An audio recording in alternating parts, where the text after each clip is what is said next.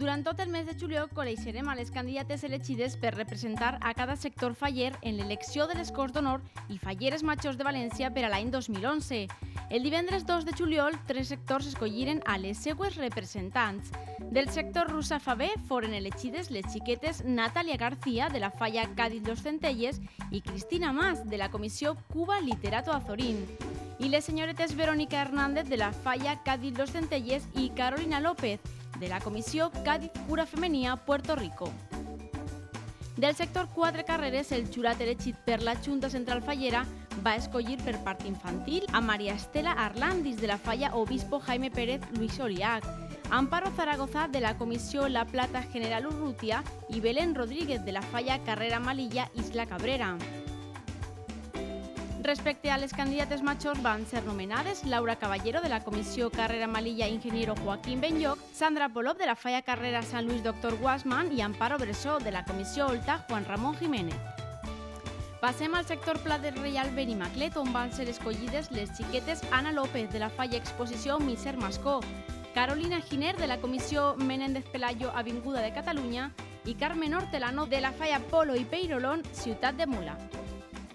I les senyoretes Alexandra García, de la Comissió Barón de San Petrillo, Patricia Torres, de la Falla Poeta Altet Benicarló, i Sílvia Navarro, de la Comissió Poetes Anònims Reial de Gandia. El dissabte 3 de juliol es celebra la preselecció del sector de Jesús, on van ser escollides les xiquetes Marta Capella, de la Falla Carretera Escrivà Cooperativa San Fernando, i Sara Espinar, de la Comissió Barón de Patrais Cuenca. Mentre que de les candidates majors, Tania Porta, de la Falla Juan de Aguiló Gaspar Aguilar, Beatriz Fuertes, de la Comissió Costa i Borràs Agustina d'Aragó, i Tatiana Càrceres, de la Falla Jacinto La Baila, foren les senyoretes elegides. Estos són 4 dels 8 sectors que este cap de setmana han escollit a les seues representants. Si volen conèixer a la resta de candidates, serà en uns moments. Rostres d'innocència i d'il·lusió, ja que és un camí que les pot portar a ser Cos d'Honors o qui pot ser també Falleres Majors de València, que després veurem també les altres 4 preseleccions que se celebraran este cap de setmana. Perquè ara anem a parlar d'indumentària valenciana i avui ben acompanyat estic en el programa amb Carmen Asins. Carmen, benvinguda. Hola, bona vesprada, Rafa.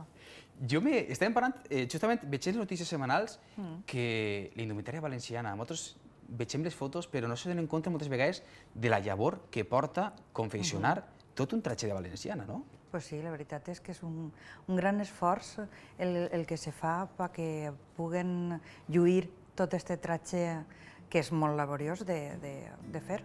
Perquè jo sempre, com me pare pensar, que sempre que parlem de falles, parlem de tradició, parlem de cultura, me dono compte que quan parlem de valenciana parlem del segle XVIII, segle XIX, parlem de 2 o 3 segles darrere, parlem dels nostres avantpassats i parlem de tota una història de la indumentària valenciana, no? Claro que sí. Nosaltres sempre seguíem per això, per quan la dona realment anava vestida així, tal qual, no tal qual se visten ara, però sí se vestien en aquest tipus de teles perquè realment se fabricaven així en València i d'ací anaven vestides així, encara que la moda no es queda així, que és una moda més bé afrancesada, però sí que eixia tot el que és els teixits, dibuixos, colorit, eixia tot d'ací de València.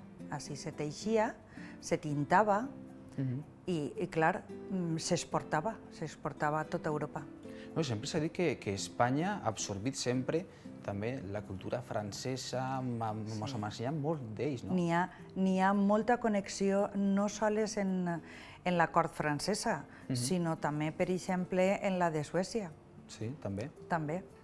Jo he estat de viatge uns dies i he estat veient uns museus i realment sembla tant tota aquesta indumentària i aquestes teles, tant en els vestits que duien, les reines, les duquesses, les princeses, tot el que existia en aquella època del segle XVIII, com el tapissat, tant de parets, cortinatges, en tota classe de... Sí, que s'utilitzava pràcticament també. Sí, que s'utilitzava totes aquestes teles, damascos, brocats, per a decoració d'eixos palacios. Sí.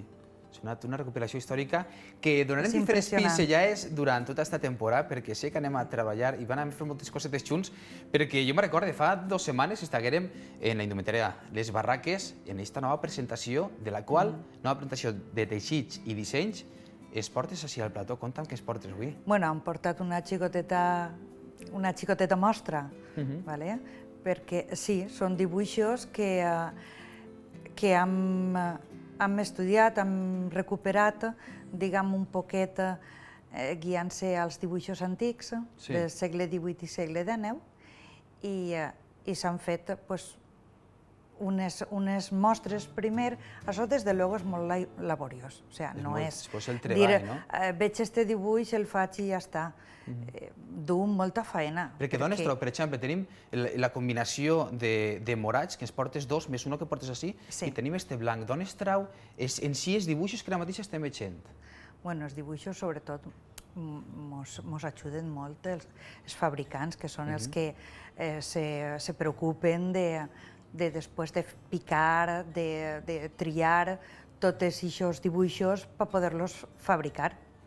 Però també influeix molt que nosaltres elegim els dibuixos que més ens agraden i veiem que són més puristes, diguem.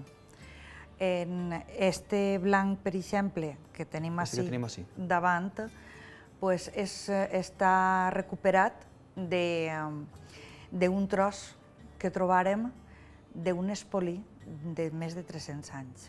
D'un tros, diguem, es comença a elaborar, no? D'un tros que no sé realment, no sé bé a què va pertenèixer, però era un tros que perteneixia a un espolí que tenia més de 300 anys.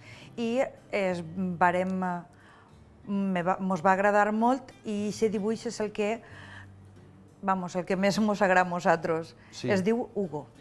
Diu el nom del meu net. Sí, anava a dir-te jo, que me sona molt aquest nom. Sí. I després veig diferents, o sigui, pràcticament en el mateix fondo, diferents dibuixos en el qual veig que canvia un poquet el colorit, no? Pues sí, perquè enguany hem optat també per buscar un colorit diferent, un color més antic, també perquè els tonos estos de berenjena, diguem,